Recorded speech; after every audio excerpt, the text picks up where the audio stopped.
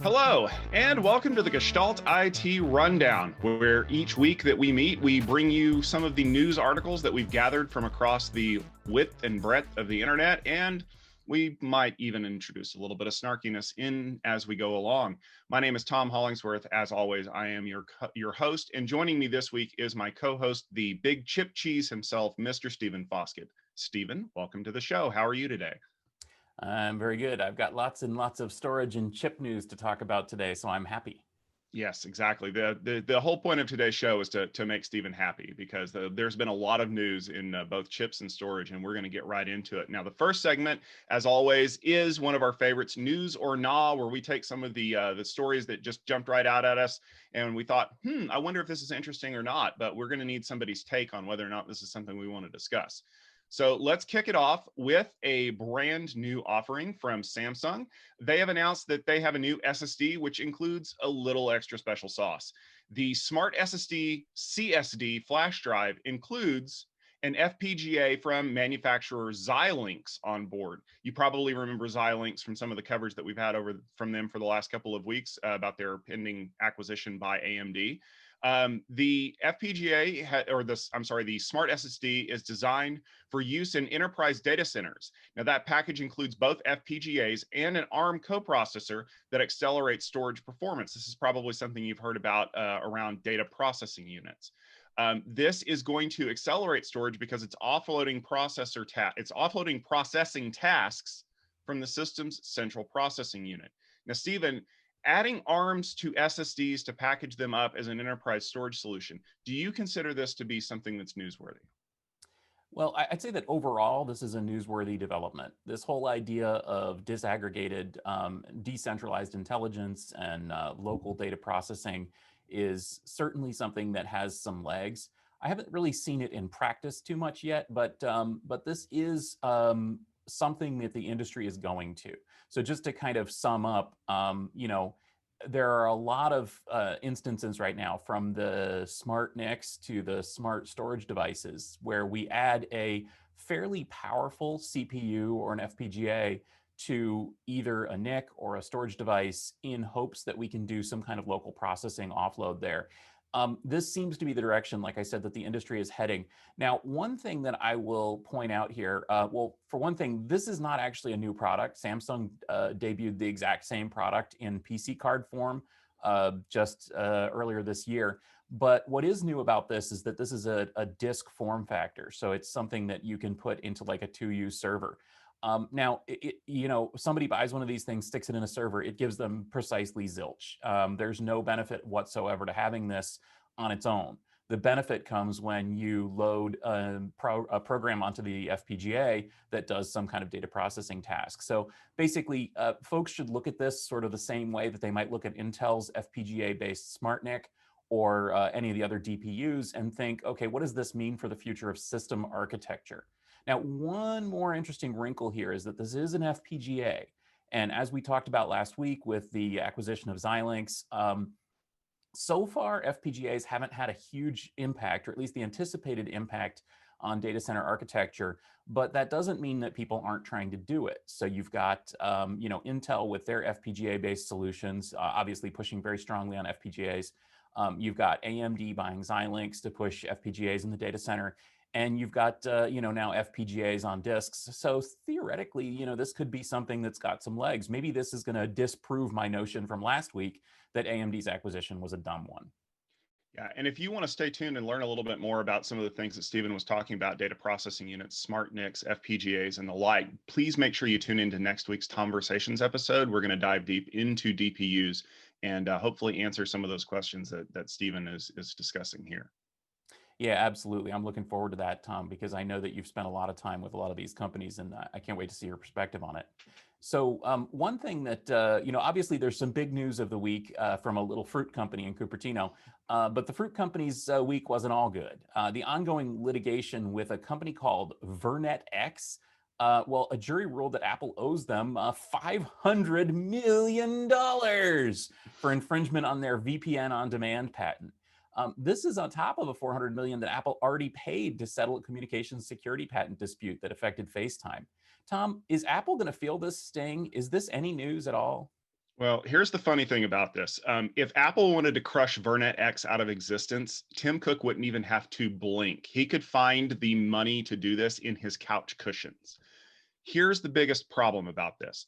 VernetX is probably the most successful patent troll when it comes to suing Apple. And yes, I know that calling companies patent trolls tends to get people's hackles up, but that's basically who this company is. They purchased some patents that are being used by Apple devices. If you ever wondered why FaceTime started sucking after the first year and why you can't connect directly to somebody else's device and why all those promises of them making it an open standard never materialized, you can thank the friends from VernetX because they sued to have one little tiny component and they want the money for it. Same thing with this VPN on demand patent. Why are you able to patent this? Well, it frustrates me. The reason why this is news is not because Apple's going to have to pay $500 million. That's the interest on a very small bank account that they own somewhere. What's news is that every time a patent troll succeeds, that's a war chest to go back to the well to do this. And until they run into a big company like, well, I say a big company, I'm sure we're talking about Apple, until they run into a company like, say, Newegg, which does not give up until they've invalidated the patent, they're just going to keep going. So I don't anticipate them to go away anytime soon. However, I was telling a friend of mine about this story. One of the ways that Apple has chosen to combat these kinds of patent infringement lawsuits was actually to close the Apple Store in Plano, Texas, because it was the only physical point of presence that allowed them to be sued in the US District Court that was friendly to patent trolls. So I expect that VernetX is going to take their winnings, lick their wounds, and walk away before somebody decides to put them all out to pasture. Well, I honestly wouldn't be crying too badly if that's what happened, Tom, because these patent troll lawsuits, like you say, in most cases, these don't, these don't really help anybody. They're not incentivizing innovation. In fact, they're disincentivizing it. And, I'm all for patents, but I'm very concerned about broad software patents. Yeah, I would agree, and we want to encourage as much innovation as possible.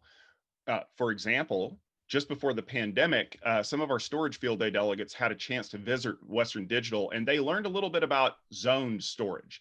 Now, at the time, they learned that dividing a storage device into performance zones isn't just for traditional spinning hard disk drives.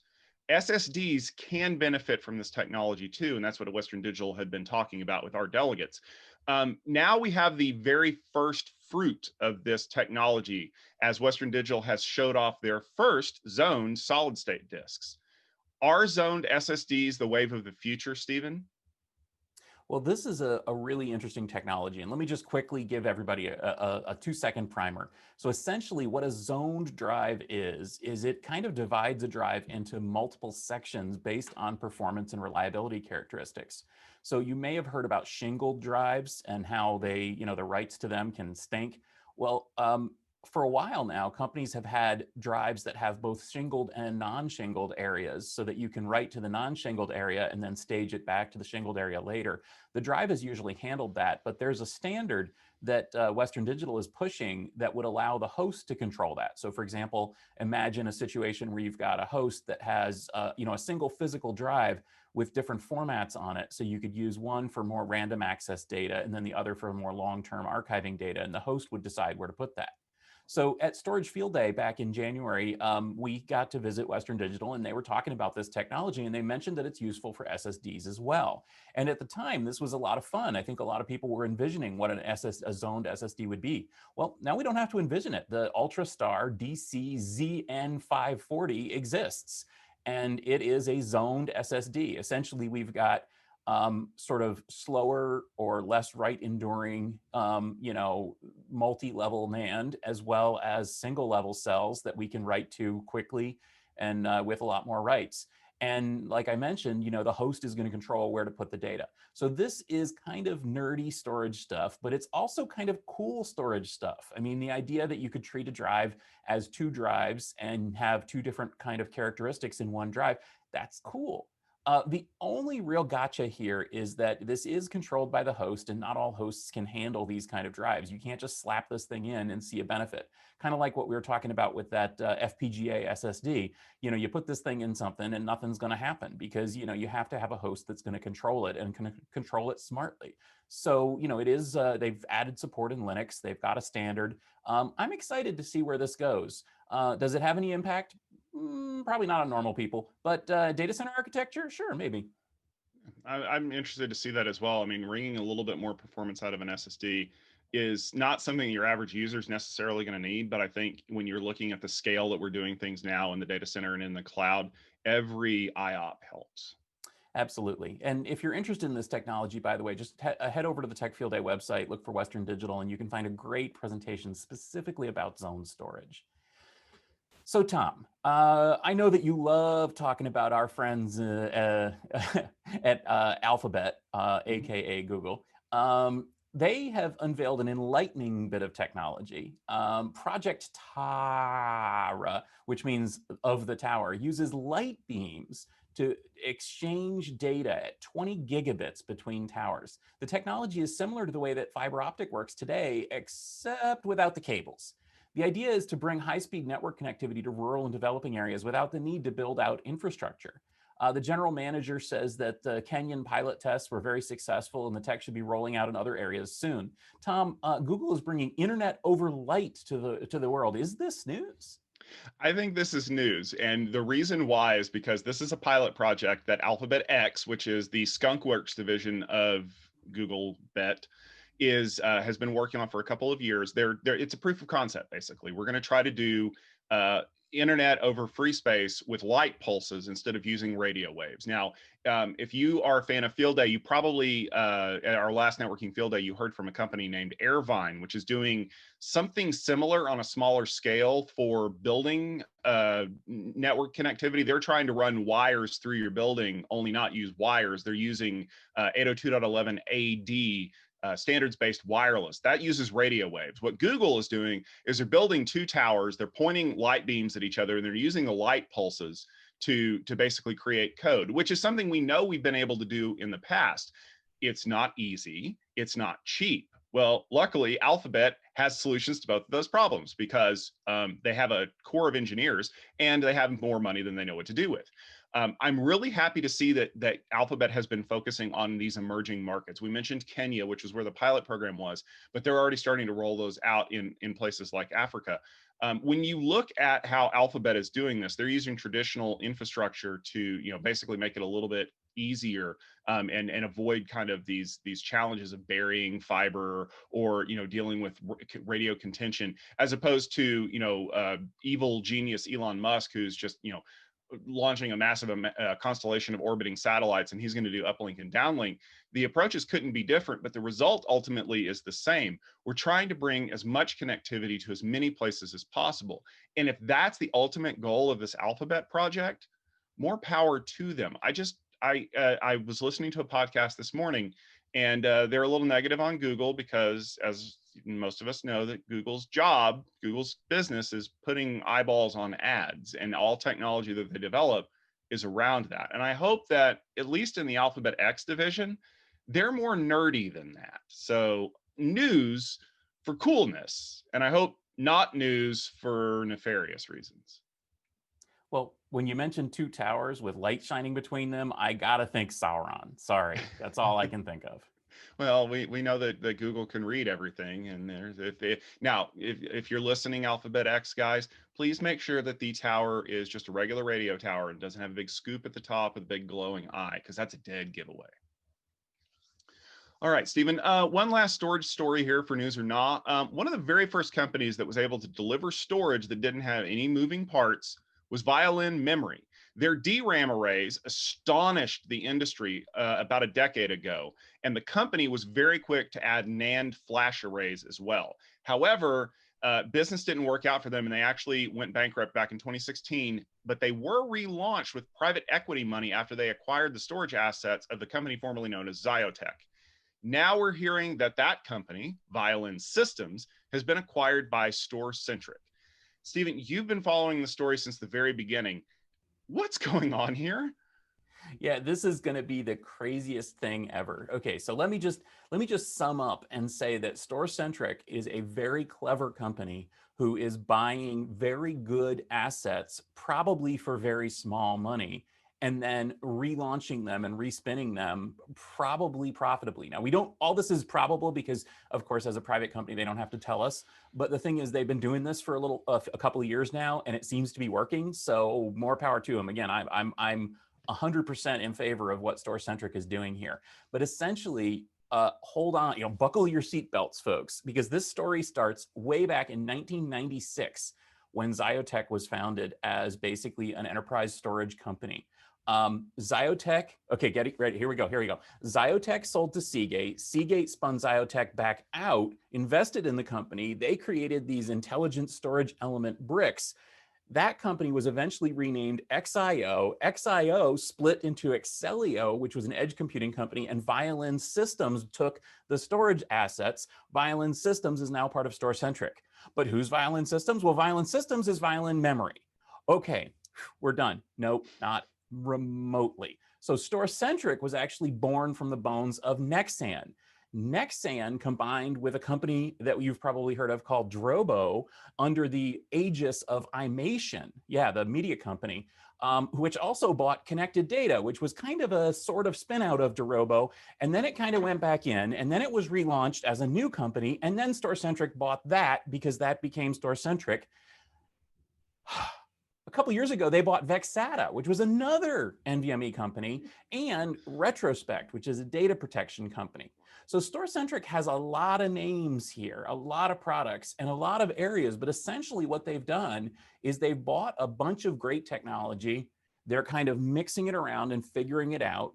And then just about a month ago, StoreCentric actually just launched their first StoreCentric branded product, which was basically a data fabric kind of thing using the retrospect technology. So is this news?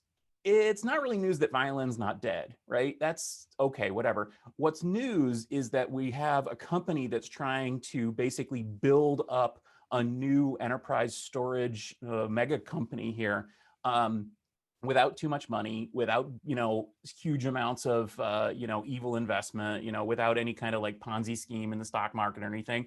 I think they're kind of trying to make products and sell them, and I salute that.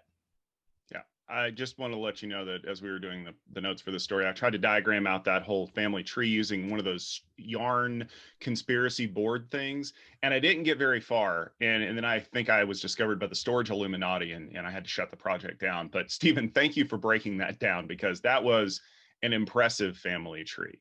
Well, if it's any help, I actually just tweeted that family tree too, because of course I am a member of the storage Illuminati.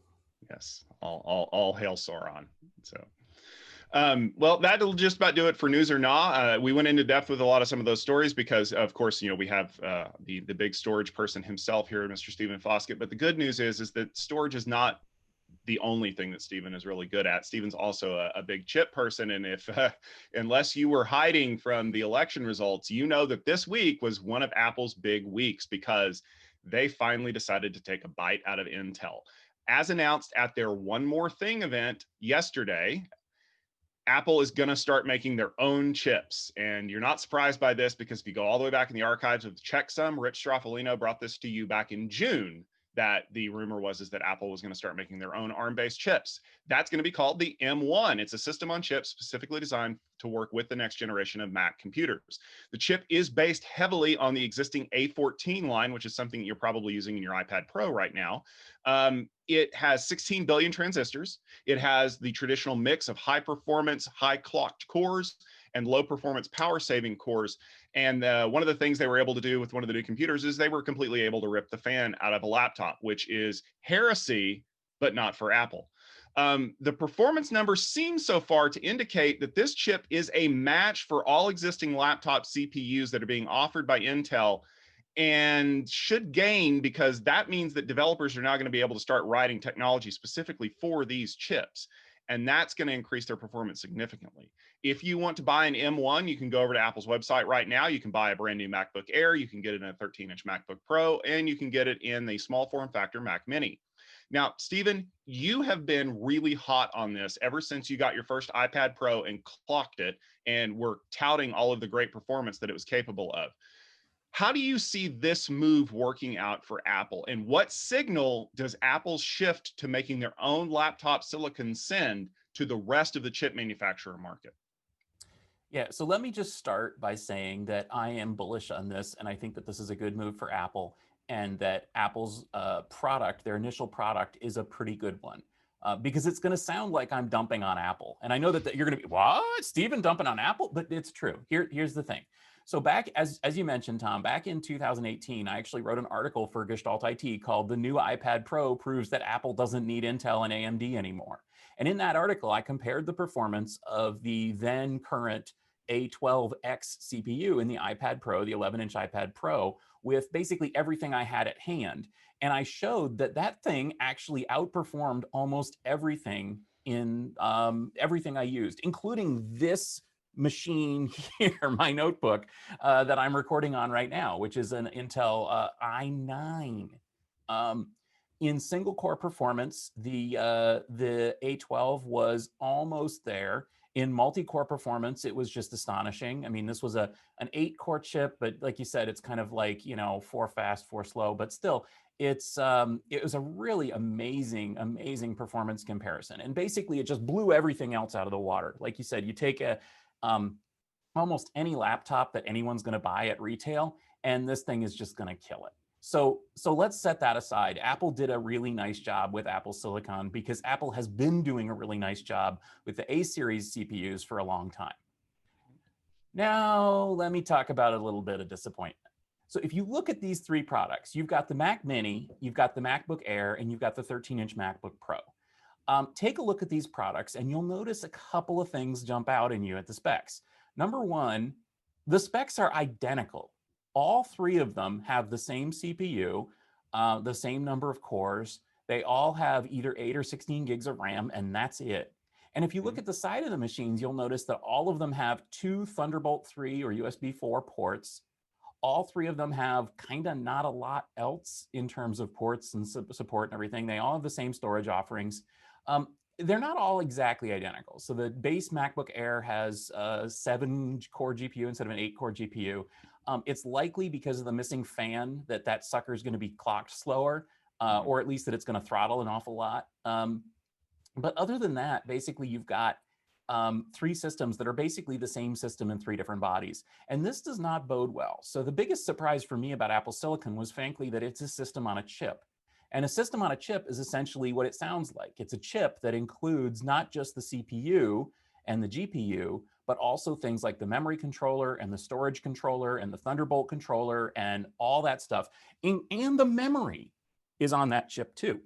This is basically how companies have built smartphones for a long time. And occasionally there have been system on chips for PCs, but they've always sucked. And the reason they've always sucked is because SoCs, basically you're limiting yourself.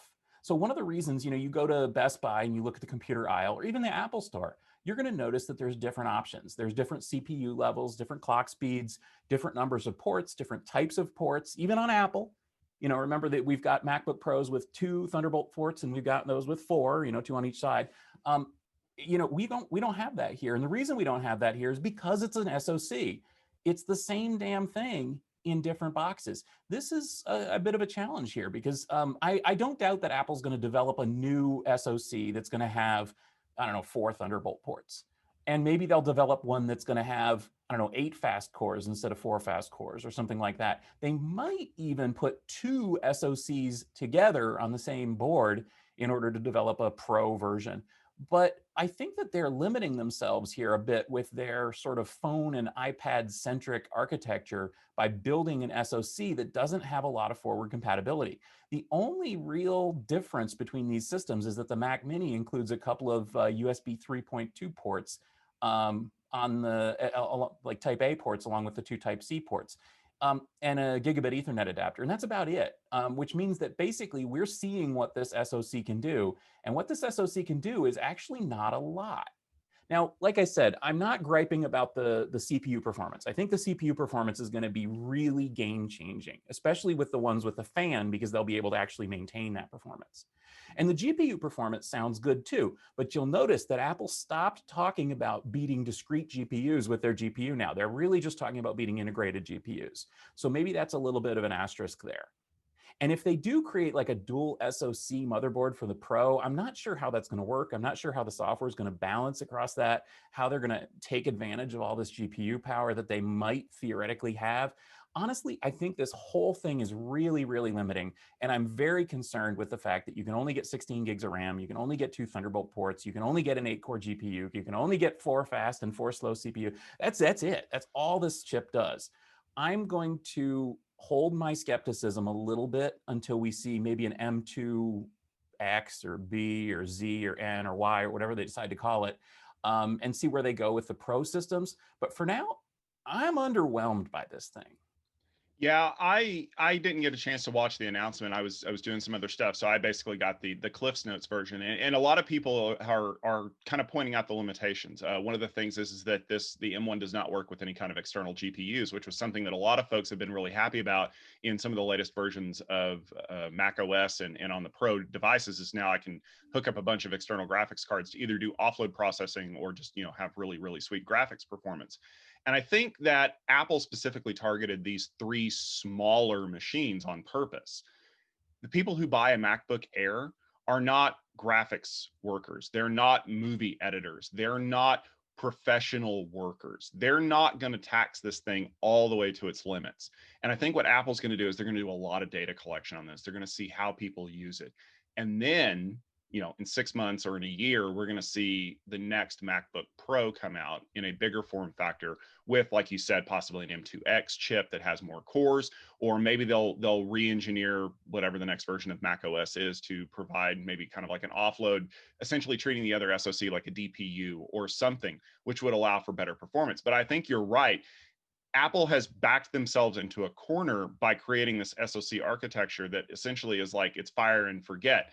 Maybe they're hoping that they can just keep revving MacBooks every year and getting people to buy those like they do iPads, which is not going to work out well for them because, as we've seen in the iPad market, people don't go out and buy a new tablet every year just because it's a little bit faster with a LiDAR camera. There are a lot of things that Apple can do with this chip. And that's one of the things that Tim Cook was quoted as saying in one of the articles yesterday was there are a lot of MacBooks we want to build and we just can't, which was a very large cannon shot across the bow of Intel, because as we all know, the thing that started this was the fact that Intel was late to deliver the successor to Haswell, which really hampered Retina MacBook production for a long time. As a matter of fact, basically the 2013 to 2015 Retina MacBooks are all identical. There's nothing different about them at all other than the date stamp on them. So I think ultimately what you're going to see is Apple may try some different things. I fully expect that we are going to see the thinnest MacBook Air ever. And it's still going to have terrible performance because it's not going to have a fan in it. It's not going to have a headphone jack in it. It's going to be missing a lot of stuff. And they're just going to sacrifice as much as they can just to say that they have the thinnest laptop. I think what we're going to see is the Pro version. Maybe Apple is going to take a risk and break out the processor and the memory controller and everything and make it look more like a traditional laptop board and say, this is how we're solving the Pro problem. Now, of course, in these laptops, it really doesn't matter because it's not like you can rip and replace pieces anyway. But if the pros don't buy the laptops, which is one of the biggest arguments that we've heard for people for years, is that Apple is forgetting about the professional market with the way that they're speccing their machines. Apple is not going to be very successful, and they're going to lose people to go back to Dell, Toshiba, Lenovo to get their professional grade machines. So they're taking a risk. I think, like you said, I'm bullish on this. It's going to pay off in the long run, but that's not going to be without growing pains. And I'll tell you that I'm jealously coveting my 2016 MacBook. I'm not upgrading anytime soon because I don't see any advantage to doing it. Yeah, well, I would be remiss to point out that they do have a headphone jack. So yeah, that's so true. that. These have a headphone jack because that's the one thing they don't give. Yeah, you're right. The new ones do, so because funny enough, they'll kill everything else off and they'll kill a headphone jack everywhere else. But for some reason, laptops still need it. So yeah, so I feel like really the core sentiment here is essentially the M1 is not maybe what I had hoped it would be. It really does kind of paint Apple into a corner because of the SoC architecture. And they're going to have to develop an all new chip for the future. And just keep this in mind that Apple has a lot of volume, but they don't have all of Intel's volume.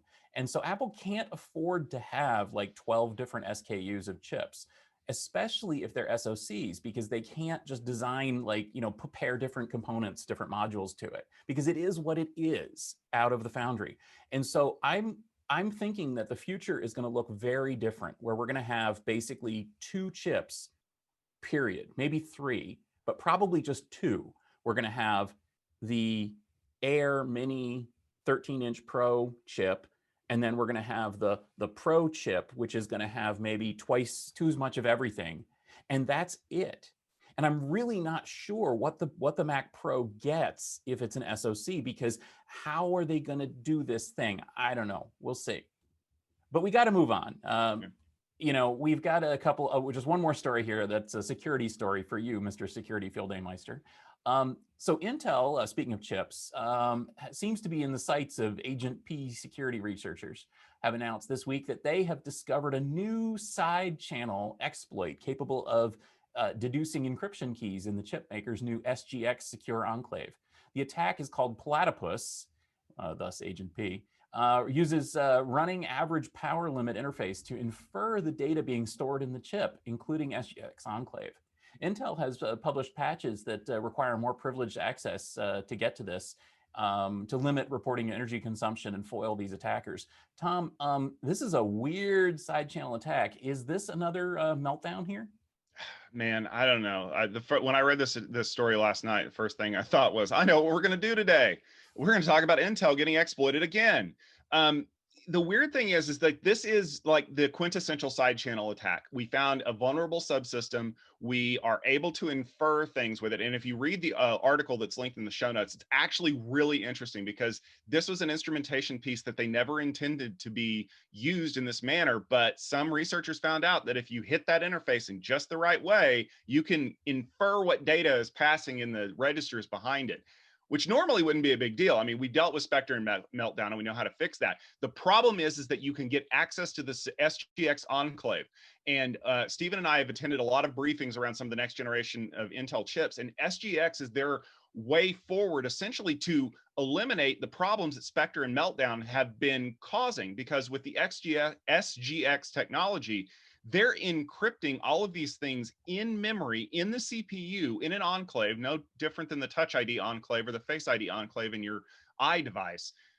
Nobody knows what's in there unless you have authorization to see it. And these security researchers, that what they did is they essentially said, guess what? We can figure it out, and we can get the encryption keys for that data. That's a big deal. Now, credit to Intel, they immediately rushed a patch out, and it was actually kind of brilliant the way that they fixed this. First of all, they require you to have elevated privileges to be able to access this instrumentation piece, because traditionally in Linux, you could just access it as a regular user. So now they're cutting out anybody who doesn't have root access to the server.